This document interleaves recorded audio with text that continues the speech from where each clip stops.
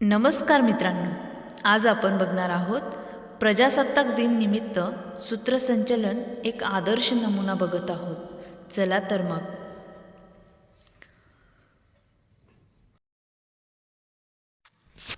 नमस्कार भारत मातेच्या अभिमानी लेकरांनो, आजचा दिवस म्हणजे केवळ एक तारीख नाही, आजचा दिवस म्हणजे आपल्या देशाच्या आत्म्याचा उत्सव। आजचा दिवस म्हणजे आपल्या हक्कांचा सन्मान आणि आजचा दिवस म्हणजे आपल्या कर्तव्यांची आठवण।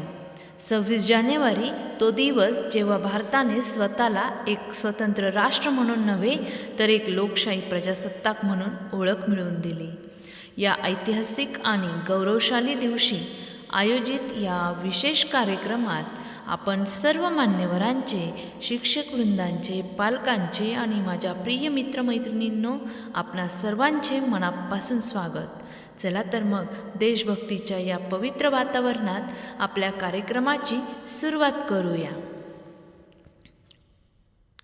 मित्रांनो, तो क्षण आला आहे ज्याची आपण प्रत्येक वर्षी आतुरतेने वाट पाहतो, आपल्या तिरंग्याला अभिवादन करण्याची, त्याच्या साक्षीने आपली निष्ठा व्यक्त करण्याचा। मी सर्वांना विनंती करते की आदरणीय श्री यांनी ध्वजारोहणासाठी कृपया पुढे यावे। आता आपण सर्वजण उभे राहून भारत मातेच्या सन्मानार्थ राष्ट्रगीतासाठी सज्ज होऊया।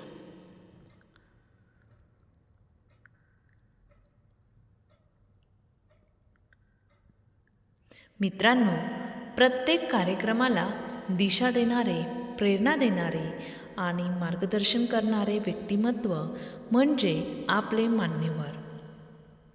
आजच्या या सोहळ्यात आपल्या प्रमुख पाहुण्यांचे स्वागत करण्यासाठी मी विनंती करते की श्री यांनी त्यांना पुष्पगुच्छ देऊन त्यांचे स्वागत करावे।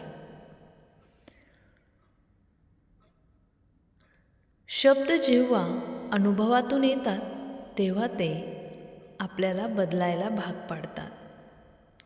आता आपण ऐकणार आहोत आपल्या प्रमुख पाहुण्यांचे मोलाचे आणि प्रेरणादायी विचार। मी विनंती करते की आदरणीय श्रीमती यांनी आपले विचार मांडावेत।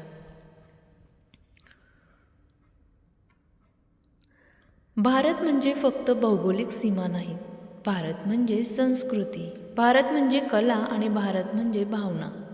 आता या भावना आपल्यासमोर जिवंत करणारे सुंदर सादरीकरण आपण पाहणार आहोत। देशभक्तीपर गीत जिथे प्रत्येक ओळीत देशप्रेम असतं आणि प्रत्येक सुरात अभिमान, असेच एक सुंदर गीत सादर करत आहेत इयत्ता पहिलीचे विद्यार्थी। नृत्य सादरीकरण वेगवेगळ्या राज्यांच्या रंगांनी नटलेला आपला भारत हीच विविधता दाखवणारे एक मनमोहक नृत्य सादर करत आहेत।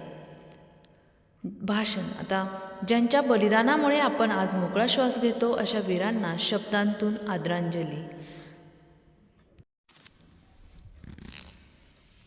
मित्रांनो, संविधान म्हणजे फक्त नियमांचा संच नाही तर ते आपल्या स्वप्नांना दिशा देणारा दीपस्तंभ आहे।